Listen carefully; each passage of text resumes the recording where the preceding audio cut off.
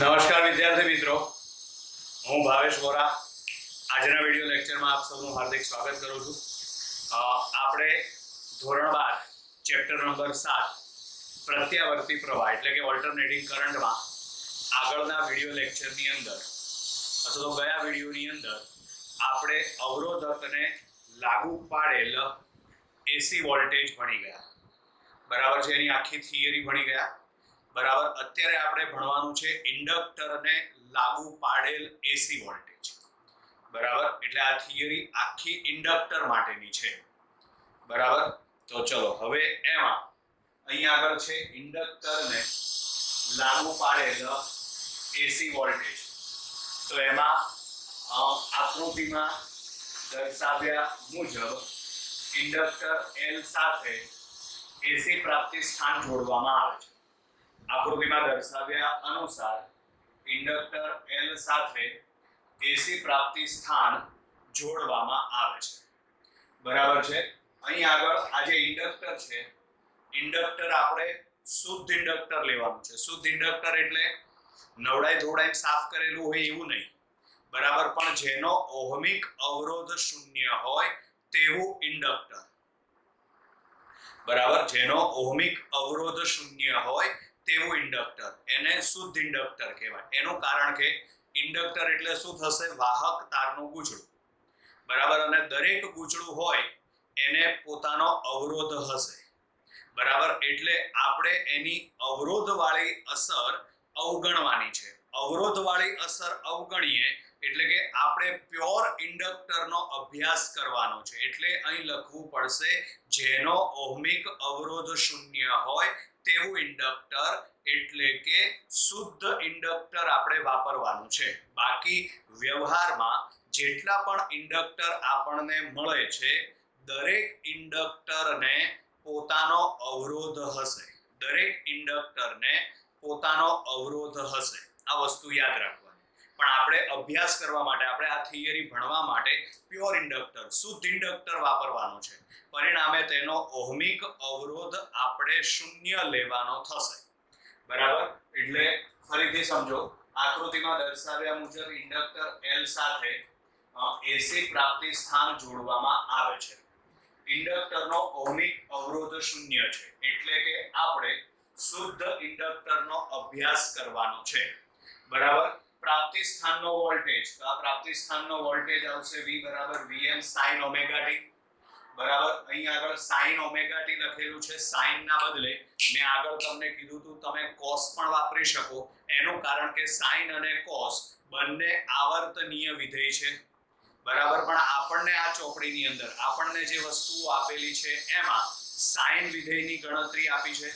તો અહીં આગળ V = Vm sin omega t આ છે એસી પ્રાપ્તિ સ્થાનનો વોલ્ટેજ. ક્લિયર? હવે ધારો કે આ જે ઇન્ડક્ટર છે એનામાં પ્રેરિત થતું EMF, આત્મ પ્રેરિત EMF VL છે. બરાબર છે, ઇન્ડક્ટરમાં આત્મ પ્રેરિત EMF VL છે. તો આના ઉપર આપણે કિર્ચોફનો નિયમ લાગુ પાડી દઈએ. એટલે અહીં લખેલું છે આપેલ બંધ પરિપથ પર કિર્ચોફનો લૂપનો નિયમ લાગુ પાડતા એસી પ્રાપ્તિ સ્થાનનો વોલ્ટેજ V અને ઇન્ડક્ટરનો વોલ્ટેજ VL. એસી પ્રાપ્તિ સ્થાનનો વોલ્ટેજ V અને ઇન્ડક્ટરનો વોલ્ટેજ VL. બરાબર, એટલે V + VL = 0. જ્યાં VL એટલે શું છે? તો VL એટલે ગૂંચળામાં પ્રેરિત થતું EMF, અથવા તો એને કહેવાય આત્મ પ્રેરિત EMF. આવું શું કામ થશે? તો એનું કારણ કે અહીં પ્રાપ્તિ સ્થાનનો જે વોલ્ટેજ છે એ વોલ્ટેજ સાઇન વિધેય અનુસાર બદલાય છે. અને જો વોલ્ટેજ સાઇન વિધેય અનુસાર બદલાતો હોય તો આ જે ઇન્ડક્ટર છે એમાંથી વહેતો પ્રવાહ પણ બદલાશે. અને જો પ્રવાહ બદલાય એટલે આગળ આપણે છઠ્ઠા ચેપ્ટરમાં ભણી ગયા એ પ્રમાણે ગૂંચળાનું શું થશે? આત્મ પ્રેરણ થશે. બરાબર, પરિણામે ગૂંચળામાં પ્રેરિત EMF મળશે. બરાબર, એટલે ગૂંચળામાં આત્મ પ્રેરિત EMF VL બરાબર, એનું સૂત્ર આપણે આગળ છઠ્ઠા ચેપ્ટરમાં ભણી ગયા છીએ. VL = -L di upon dt. આ જે vl ની કિંમત છે તે તમે અહીં આગળ મૂકી દો. આમાં ટોપી પડી ગઈ ને, બરાબર. AC પ્રાપ્તિ સ્થાનનો વોલ્ટેજ છે v બરાબર vm sin ઓમેગા t. આમાં તમે કિર્ચોફનો લૂપનો નિયમ લાગુ પાડી દો તો પ્રાપ્તિ સ્થાનનો વોલ્ટેજ v ઇન્ડક્ટરમાં આત્મપ્રેરિત EMF છે vl. તો v vl બરાબર 0. અહીં આત્મપ્રેરિત EMF કઈ રીતે? તેનું કારણ કે પ્રાપ્તિ સ્થાન છે એનો વોલ્ટેજ બદલાતો જાય છે, બરાબર. કયા વિધેય અનુસાર બદલાય છે? સાઇન વિધેય અનુસાર. વોલ્ટેજ બદલાતો હશે તો પ્રવાહ પણ બદલાતો હશે. પરિણામે પ્રવાહ બદલાય છે જેથી આ જે ઇન્ડક્ટર છે એની સાથે સંકળાયેલું ચુંબકીય ફ્લક્સ બદલાશે. પરિણામે ગૂંચળાનું એટલે કે ઇન્ડક્ટરનું આત્મપ્રેરણ થશે, બરાબર. પરિણામે ઇન્ડક્ટરમાં EMF પ્રેરિત થશે એટલે કે ગૂંચળામાં આત્મપ્રેરિત EMF VL બરાબર -L di upon dt, બરાબર છે. આ VL ની કિંમત તમે અહીં આગળ ઉપર મૂકી દો તો જો આ VL એમના એમ સોરી આ V એમના એમ આ જે VL છે એના બદલે આપણે આ કિંમત લખવાની છે એટલે -L di upon dt. આપણે પ્રવાહનું સૂત્ર મેળવવાનું છે. પ્રવાહનું સૂત્ર મેળવવા માટે તમે આમાં di ને સૂત્રનો કર્તા બનાવી દો. તો di ને સૂત્રનો કર્તા બનાવવા માટે પહેલા આ પદને સામે લઈ જાઓ તો એ માઈનસ છે તો શું થઈ જશે? પ્લસ. ચલો સામે લઈ ગયા આપણે. v બરાબર L di upon dt. Clear? હવે આમાં તમે આ v ની કિંમત મૂકી દો. v બરાબર vm sin ઓમેગા t. અહીંયા આગળ છે જ, બરાબર. v બરાબર vm sin ઓમેગા t. એટલે આપણે આ કિંમત લખી v ના બદલે vm sin ઓમેગા t. આ L એમના એમ di upon dt એમના એમ. ક્લિયર? ચલો હવે તમે di ને સૂત્રનો કર્તા બનાવો. આને સૂત્રનો કર્તા બનાવવા માટે L ને તમે ક્યાં લઈ જાઓ? આના છેદમાં, અને dt ને સામે લઈ જાઓ, બરાબર. તો જો L છે એ vm ના છેદમાં તો vm upon L થઈ ગયું. આ dt છે એ અહીં ગુણાઈ જશે તો sin ઓમેગા t dt એટલે આ di સૂત્રનો કર્તા બની ગયો. આપણે આ સમીકરણમાં di ને સૂત્રનો કર્તા બનાવવાનો છે. ચલો હવે પ્રવાહ શોધવા માટે સમીકરણનું સંકલન કરો તો di નું સંકલન શું થશે? I આમાં vm upon L તો vm upon L અચળ છે એટલે સંકલનમાંથી બહાર, બરાબર. બાકી વધે સંકલનમાં sin ઓમેગા t dt, બરાબર. vm upon L અચળ છે એટલે સંકલનમાંથી બહાર. અહીં આગળ બાકી વધે sin ઓમેગા t dt. તો sin ઓમેગા t dt થઈ ગયું. હવે sin નું સંકલન શું થાય? તો sin નું સંકલન થશે -cos. sin નું સંકલન શું થશે? -cos. સમજજો ધ્યાનથી. તો જો આ વિદ્યુત પ્રવાહ I એમના એમ, અહીં આગળ vm upon L એમના એમ, sin નું સંકલન શું થશે? -cos. અને સંકલનના નિયમ અનુસાર સહગુણક વડે ભાગો. તો અહીં આગળ t નો સહગુણક કયો છે? ઓમેગા. તો તમે ઓમેગા વડે ભાગો. ક્લિયર? અને સંકલનના નિયમ અનુસાર પ્લસ અચળ આવશે પદ, બરાબર. અહીં અચળની કિંમત 0 થશે. એનું કારણ કે અહીં જે કોઈ પણ અચળ પદ આવતું હશે, બરાબર છે, આ અચળ પદ સમયથી સ્વતંત્ર હશે. એટલે એનો મતલબ કે આ અચળ પદ સમય ઉપર આધાર રાખતું નથી. પરિણામે જ્યારે આનું વિકલન કરવામાં આવે ત્યારે, સંકલન અને વિકલન બંને વિરુદ્ધ પ્રક્રિયાઓ છે કે નહીં? બરાબર. તો હવે મેં આનું સંકલન કર્યું તો આ પદ મળ્યું. હવે આનું વિકલન કરું તો મને ઉપરનું પદ મળવું જોઈએ કે નહીં? બરાબર. ફરીથી ધ્યાનથી સમજજો. આપણે આ પદનું સંકલન કર્યું તો આપણને આ પદ મળ્યું, આ જવાબ આપણને મળ્યો.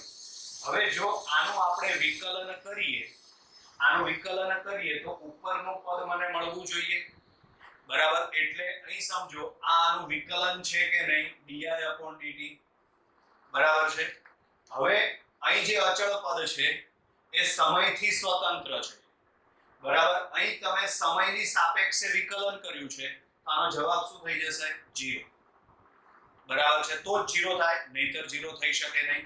એટલે અહીં આવતું અચળ પદ એ સમયથી સ્વતંત્ર છે.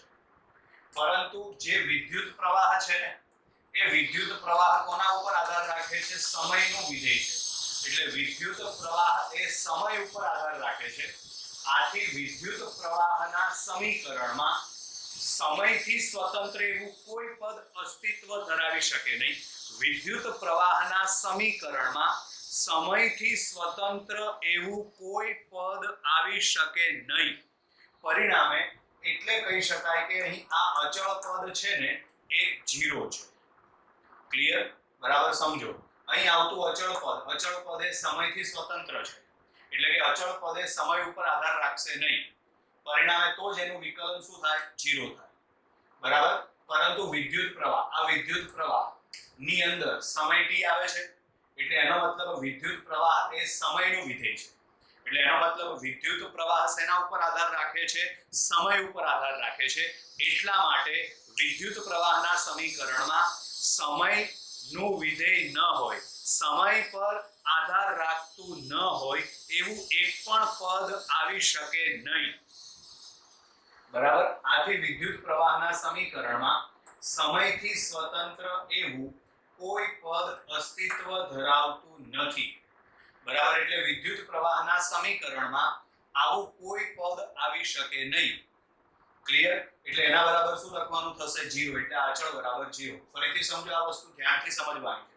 અહીં આવતું અચળ પદ એ સમયથી સ્વતંત્ર છે, પરંતુ વિદ્યુત પ્રવાહ એ કોનું વિધેય છે? તો વિદ્યુત પ્રવાહ એ સમયનું વિધેય છે.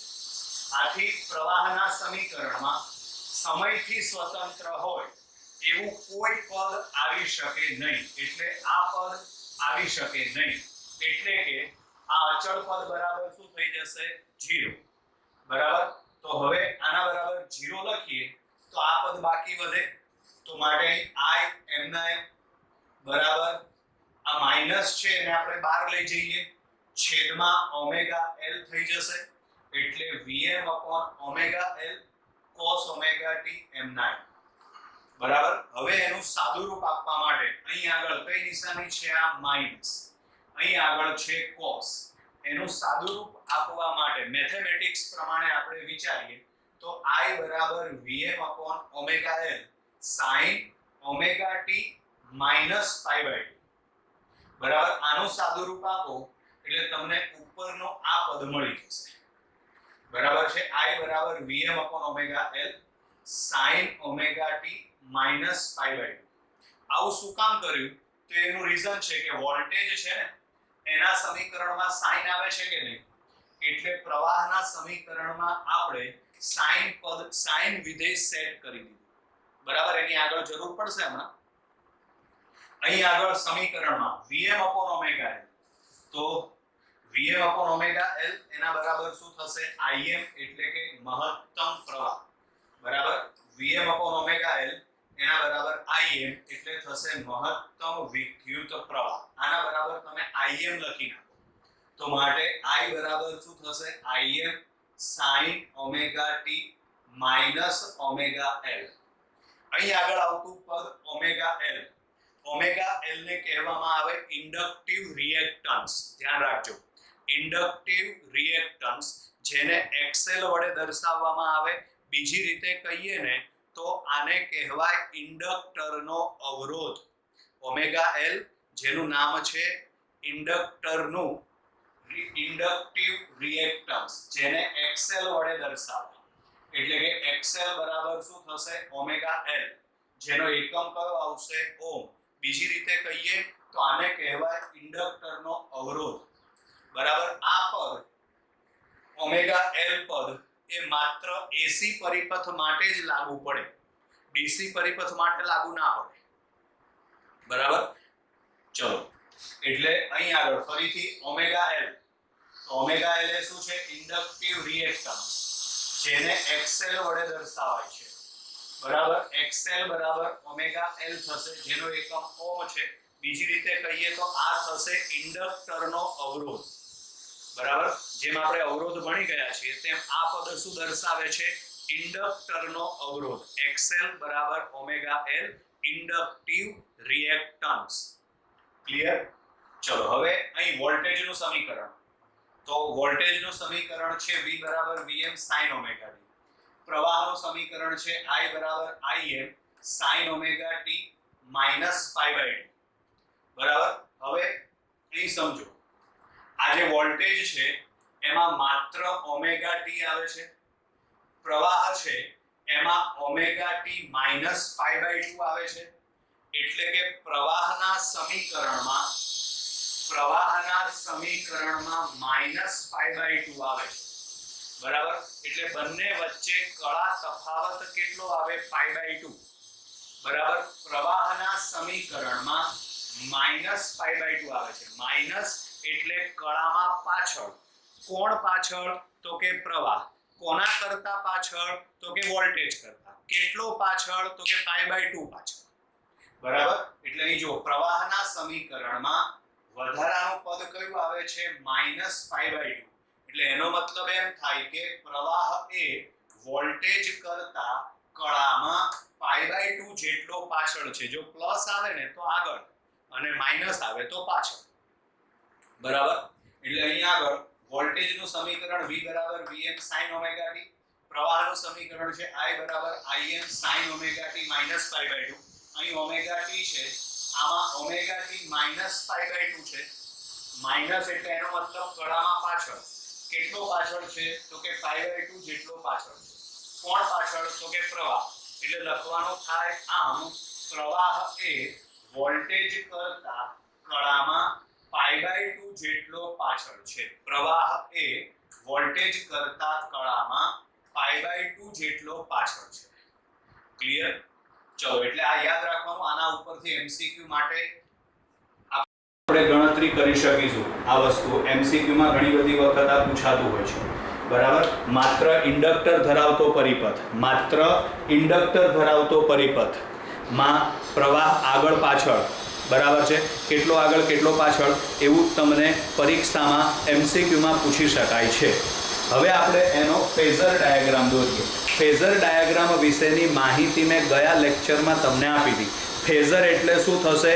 ઘૂમતો સદિશ. ફેઝર ડાયાગ્રામમાં વોલ્ટેજ અને પ્રવાહ બંનેને સદિશ તરીકે રજૂ કરવામાં આવે છે. નોર્મલી વોલ્ટેજ અને પ્રવાહ એ સદિશ રાશિ નથી, પણ એને ફેઝર તરીકે રજૂ કરવા માટે સદિશ તરીકે રજૂ કરવો પડે. સદિશ તરીકે રજૂ કરવા માટે બે વસ્તુની જરૂર પડે: મૂલ્ય અને દિશા. માનો કે મારે વોલ્ટેજનો ફેઝર દોરવો હોય તો કેટલા મૂલ્યનો સદિશ દોરવાનો? Vm. કેટલા ખૂણે દોરવાનો? Omega t. મારે પ્રવાહ માટેનો ફેઝર દોરવો હોય તો કેટલા મૂલ્યનો સદિશ દોરવાનો? Im. અને કેટલા ખૂણે દોરવાનો? તો ઓમેગા t માઈનસ π/2. ચલો તો હવે એના માટે આપણે આલેખ ડ્રો કરીએ, એનો ફેઝર ડાયાગ્રામ આપણે ડ્રો કરીએ એટલે વધારે ખ્યાલ આવે. બરાબર? અહીં આગળ આપણે વોલ્ટેજ અને પ્રવાહ બંને રાખીશું. બરાબર? ચલો આમાં કિંમત લખવા માટે સમજજો ધ્યાનથી. ફેઝર ડાયાગ્રામ ધ્યાનથી સમજજો. બરાબર? અહીં આગળ આવશે ઓમેગા t. બરાબર? તો પહેલા વોલ્ટેજ માટે, બરાબર, સૌથી પહેલા ઓમેગા t બરાબર તમે શું લખો? 0. બરાબર? પછી શું લખવાનું તમારે? ઓમેગા t બરાબર π/2. પછી શું લખવાનું થશે? પાઈ. બરાબર? પછી શું લખવાનું થશે? 3π/2. બરાબર? આ કિંમત તમારે બધી લખવાની. બરાબર? સમજજો ધ્યાનથી, ગોખવાનું નથી, કારણ કે આના જેવો જ ફેઝર ડાયાગ્રામ અવરોધ માટે આવી ગયો હતો અને હજી આના જેવો ફેઝર ડાયાગ્રામ બીજો એક આવશે કેપેસિટર માટે, અને પછી 3 નો ભેગો કરીને એક ડાયાગ્રામ આવશે. એટલે ગોખશો તો મેળ નહીં આવે, સમજીને તૈયાર કરજો તો જ મેળ આવશે. બરાબર? ચલો એટલે અહીંયા આગળ પહેલા આપણે π/2, પછી અહીંયા આગળ પાઈ, પછી 3π/2 અને પછી અહીંયા આગળ આવશે 2π. તો ચલો પહેલા ઓમેગા t બરાબર 0 લખો. sin 0 બરાબર 0, એનો મતલબ કે વોલ્ટેજનો આલેખ ક્યાંથી શરૂ થશે? 0 થી. પછી તમે ઓમેગા ટી બરાબર π/2 લખો. બોલો sin π/2 બરાબર 1, એટલે v બરાબર શું આવશે? Vm, એટલે મહત્તમ વોલ્ટેજ. તો અહીં મહત્તમ વોલ્ટેજ આપણે Vm લખી નાખીએ તો આપણને બિંદુ અહીં આગળ મળશે. ચલો પછી આપણે લખીએ પાઈ. બરાબર, ચલો પાઈ લખો. અહીં આગળ ઓમેગા ટી ના બદલે પાઈ લખો. બોલો sin પાઈ બરાબર, તો sin પાઈ બરાબર 0. બરાબર, એટલે અહીં આગળ આવશે 0. પછી તમે લખો 3π/2. તો અહીં તમે 3π/2 લખો તો sin 3π/2 બરાબર -1. આમ તો પછી ખબર પડી જાય આલેખ કઈ બાજુ ચાલે એમ. એટલે અહીં આગળ આવશે આ -Vm, એટલે એનું બિંદુ આપણને અહીં આગળ ક્યાંક મળશે. અને 2π બરાબર 0. બરાબર, આ બધા બિંદુઓને આપણે આ રીતે આમ જોડી દઈએ. બરાબર, આ બિંદુઓને જોડો ત્યારે ખાસ ધ્યાન રાખજો, ફૂટપટ્ટીથી જોડ્યા તો આલેખ ખોટો. બરાબર છે, વક્ર દોરવાના છે, ધ્યાન રાખજો, સીધી લાઈનો નથી દોરવાની. બરાબર, ઘણા વિદ્યાર્થીઓ એવી ભૂલ કરે છે પરીક્ષાની અંદર, આ બધા બિંદુને ડાયરેક્ટ ફૂટપટ્ટીની મદદથી જોડી દે. ફૂટપટ્ટીની મદદથી જોડો ને તો ત્રિકોણ બને. બરાબર, એવું નથી કરવાનું, આપણે વક્ર દોરવાના છે, ધ્યાન રાખજો. બરાબર, એટલે આપણે આ બધા બિંદુઓને હાથથી જ જોડવાના છે. ચલો હવે આપણે પ્રવાહના સમીકરણમાં કિંમત લખવાની. બરાબર, જો આપણે આમાં કિંમત ન લખવી હોય તો આમાં કિંમત લખો cos વાળા સૂત્રમાં તો પણ ચાલે. બરાબર, આ જે Vm/ωL છે એને તો શું કહેવાશે? Im, એટલે અહીં Im વિચારી લેવાનું. પહેલા તમે ઓમેગા ટી બરાબર 0 લખો. 0 લખો તો cos 0 બરાબર 1 થશે. તો અહીં બાકી વધશે I બરાબર -Im. -Im એટલે આ આલેખ અહીંથી નીચેની બાજુએથી શરૂ થશે. બરાબર, આ થશે -Im. બરાબર, અહીંથી આલેખ શરૂ થશે. પછી ખબર પડી જાય કઈ બાજુ આલેખ જાય. π/2 એટલે શું થશે? 0. પાઈ હોય એટલે શું થશે? મહત્તમ, એટલે આ થશે Im. બરાબર, પછી 3π/2 હોય ત્યારે 0 અને 2π હોય ત્યારે પાછું મહત્તમ. બરાબર, આ બધા બિંદુઓને આપણે આ રીતે આમ જોડી દેવાના. ક્લિયર? એટલે હવે સમજો, આ જે આલેખ છે, બરાબર, આ આલેખ વોલ્ટેજ માટેનો છે અને આ આલેખ આપણે વિદ્યુત પ્રવાહ માટેનો છે. ચલો હવે આપણે કોઈ એક સમયની કિંમત લઈએ t1. તો આ કિંમત કઈ થશે? ઓમેગા t1 થાય. ઓમેગા t1 માટે આપણને ધારો કે અહીં આગળ એક બિંદુ મળે છે. અહીં બિંદુ મળે તો ઉપર નીચે બંને બાજુએ તમે અહીં બિંદુ મેળવી લો આ રીતે. હવે ફેઝર ડાયાગ્રામ એનો દોરવા માટે, બરાબર, એનો ફેઝર ડાયાગ્રામ દોરવા માટે, બરાબર, આ રીતે આમ સમજો. હવે આ જે વોલ્ટેજ વાળો આલેખ છે ને ત્યાંથી આમ એક આડી લાઈન આમ ચલાવવાની. આ પ્રવાહનો આલેખ છે ત્યાંથી એક આડી લાઈન, તો ત્યાંથી એક આડી લાઈન આ રીતે આમ ચલાવવાની. બરાબર છે. હવે અહીં કિંમત કેટલી લીધી છે આપણે? તો અહીં કિંમત લીધેલી છે આપણે ઓમેગા t1. કોઈ એક સમય આપણે કયો લીધો છે? Omega t1. તો ઉપરની બાજુએ ઓમેગા t1 ખૂણો માપી લો. ઉપરની બાજુએ ઓમેગા t1 ખૂણો માપી લો અને આ રીતે આમ સદિશ અહીં સુધી અડે ત્યાં સુધી દોરી કાઢો. બરાબર, એટલે આ જે ખૂણો આવશે એ આવશે ઓમેગા t1. આ જે ફેઝર થયો, આ ફેઝર થયો વોલ્ટેજ માટેનો. હવે સમજો, જેમ જેમ અહીં સમય વધતો જાય, બરાબર છે, તેમ તેમ આ ખૂણો વધતો જશે. એટલે આ વોલ્ટેજનો જે ફેઝર છે એ આ રીતે આમ ભ્રમણ કરતો જાય કે નહીં, એટલે આને કયો સદિશ કહેવાય? ઘૂમતો સદિશ. હવે પ્રવાહ માટેનો ફેઝર દોરવા માટે એનું બિંદુ અહીં છે. એટલે એનો ફેઝર કઈ બાજુ આવશે? નીચેની બાજુએ આવશે, બરાબર, નીચેની બાજુએ આવશે. અને અહીં આગળ આ બંને વચ્ચેનો ખૂણો કેટલો થશે? આ વોલ્ટેજ માટેનો ફેઝર છે, આ પ્રવાહ માટેનો ફેઝર છે. બંને વચ્ચેનો ખૂણો કેટલો થશે? તો બંને વચ્ચેનો ખૂણો થશે π/2, બરાબર. કારણ કે બંને વચ્ચેનો કળા તફાવત કેટલો છે? તો બંને વચ્ચેનો કળા તફાવત છે π/2. ક્લિયર? એટલે અહીં આગળ આ ખૂણો, બંને વચ્ચેનો ખૂણો કેટલો થશે? તો બંને વચ્ચેનો આ કળા તફાવત π/2 થશે. ક્લિયર કે ના ટપી પડી આમાં? બરાબર ને. ઉપર વોલ્ટેજ માટેનો ખૂણો કયો આવશે? ωt1. વોલ્ટેજ અને પ્રવાહનો વચ્ચેનો ખૂણો એટલે એનો કળા તફાવત. તો અહીં જુઓ, બંને વચ્ચે કળા તફાવત કેટલો છે? π/2. એટલે આ રીતે એનો ફેઝર દોરવાનો થાય.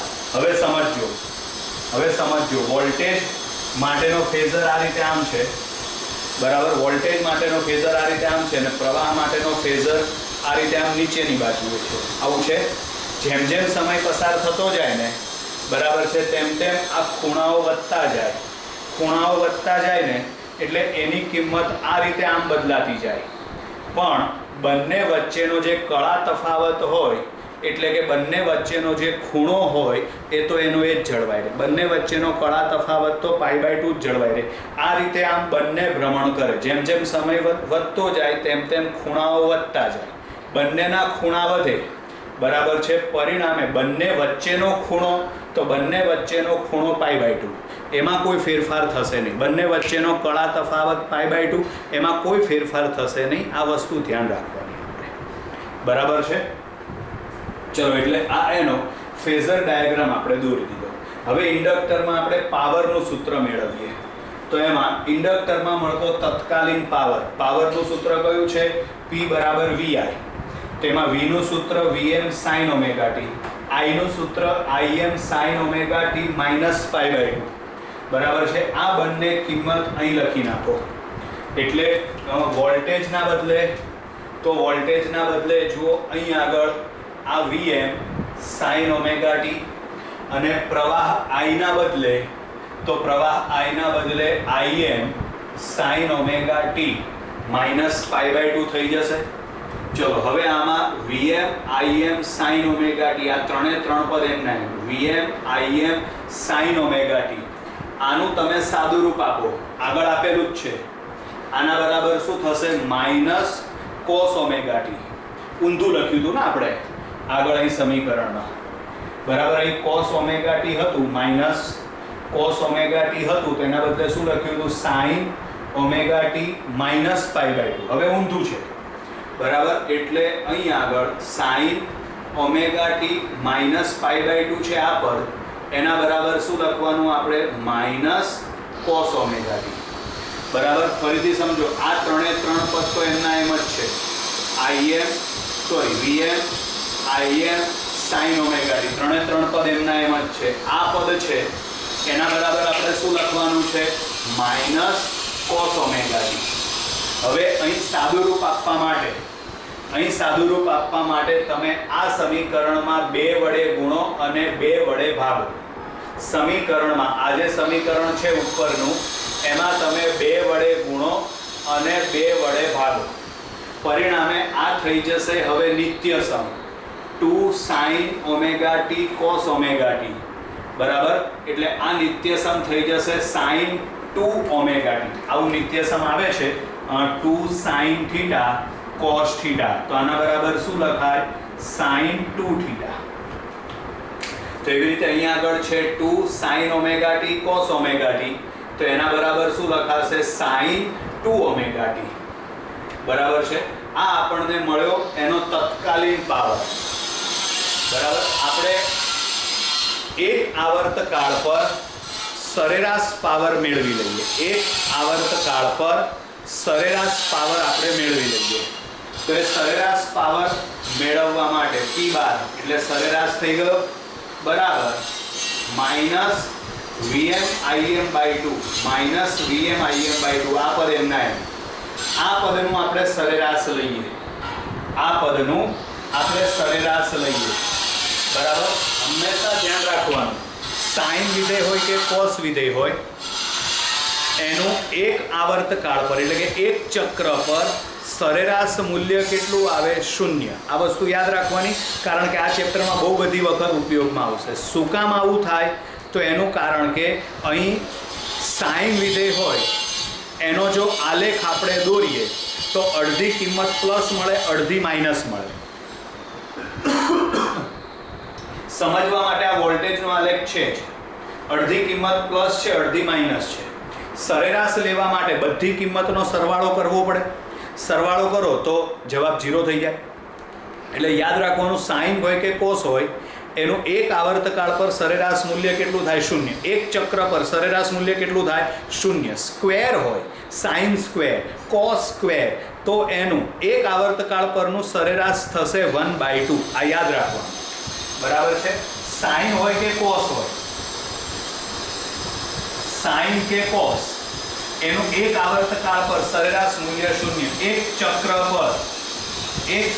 પર સરેરાશ મૂલ્ય 0. પણ માનો કે સાઇન સ્ક્વેર હોય, કોસ સ્ક્વેર હોય, તો એનું એક ચક્ર પર એક આવર્તકાળ પર સરેરાશ મૂલ્ય કેટલું આવશે? 1/2. આનો બહુ બધી વખત ઉપયોગ થશે આ ચેપ્ટરમાં, એટલે આ યાદ રાખી લેવાનું. દર વખત એના સાદુરૂપ આપવાની જરૂરિયાત નથી. બરાબર. તો અહીં આગળ આ જે સાઇન 2ωt છે, બરાબર, એનું સરેરાશ મૂલ્ય કેટલું આવશે? તો એનું સરેરાશ મૂલ્ય આવશે 0. બરાબર. 0 અહીં લખી દો એટલે પાવર p બરાબર શું થઈ ગયું? 0. એટલે આનો મતલબ એમ થાય કે ઇન્ડક્ટરમાં પૂરો પડાતો પાવર કેટલો છે? 0. બરાબર. આવું શું કામ થાય? તો ચોપડીની અંદર ઘણી બધી ડિટેલમાં આપી છે, 3-4 આકૃતિ દોરીને પણ આપી છે. આપણે એટલું બધું નથી સમજવાનું. યાદ રાખવાનું છે માત્ર કે જ્યારે ઇન્ડક્ટરને પરિપથમાં જોડવામાં આવે ત્યારે ઇન્ડક્ટર ચાર્જ થશે, ઇન્ડક્ટરમાં ઉર્જાનો સંગ્રહ થશે. બરાબર છે. અને જ્યારે સ્વિચ બંધ કરવામાં આવે એટલે કે પ્રવાહ બંધ કરી દેવામાં આવે, આમાં વહેતો પ્રવાહ બંધ કરી દો, તો ઇન્ડક્ટરમાં સંગ્રહિત ઉર્જા છે ને એ પ્રાપ્તિ સ્થાનને પાછી મળી જાય. તો જેટલી લીધી એટલી પાછી આપી દીધી, તો વપરાતો પાવર કેટલો? 0. સરેરાશ પાવર 0. બરાબર છે. તમે જ્યારે પણ આ ઇન્ડક્ટરને એસી પ્રાપ્તિ સ્થાન સાથે જોડો ત્યારે ઇન્ડક્ટરમાં ઉર્જાનો સંગ્રહ થાય, ચુંબકીય ઉર્જાનો સંગ્રહ થાય. બરાબર છે. અને જ્યારે કળ ખુલ્લી કરો એટલે કે પ્રાપ્તિ સ્થાનને દૂર કરો ત્યારે એમાં સંગ્રહિત ઉર્જા હોય પ્રાપ્તિ સ્થાનને પાછી મળી જાય. એટલે એમાં પાવરનો વ્યય થતો નથી. વપરાતો સરેરાશ પાવર કેટલો આવે? તો વપરાતો સરેરાશ પાવર આવે 0. ક્લિયર વિદ્યાર્થી મિત્રો? એટલે આમ અહીં આગળ આપણે 7મા ચેપ્ટરમાં એટલે કે પ્રત્યાવર્તી પ્રવાહમાં એક મોસ્ટ આઈએમપી થિયરી, ઇન્ડક્ટરને લાગુ પાડેલ એસી વોલ્ટેજ અહીં પૂર્ણ કરીએ છીએ. નેક્સ્ટ વિડીયોની અંદર આવશે કેપેસિટરને લાગુ પાડેલ એસી વોલ્ટેજ. સેમ થિયરી છે, 3 થિયરી છે. અવરોધને લાગુ પાડેલ એસી વોલ્ટેજ, ઇન્ડક્ટરને લાગુ પાડેલ એસી વોલ્ટેજ, અને હવે આગળ આવશે કેપેસિટરને લાગુ પાડેલ એસી વોલ્ટેજ. કોઈ પણ એક તૈયાર કરો સમજીને, ગોખવાની નહીં, તો બાકીની 2 તો તમને એમના એમ લખતા આવડી જાય, કારણ કે બધામાં એકની એક વસ્તુ રિપીટ જ થાય છે.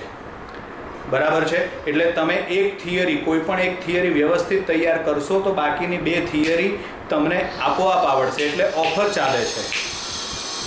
બરાબર છે. Corona offer. શું? તો કે એક આવડે તો સામે 2 મફત, બાય 1 ગેટ 2 ફ્રી. એક આવડે સામે 2 મફત, પણ એક આવડવી જોઈએ. બરાબર છે વિદ્યાર્થી મિત્રો? તો અહીં આગળ આપણે આજનો આ વિડીયો લેક્ચર પૂર્ણ કરીએ છીએ. Bye bye.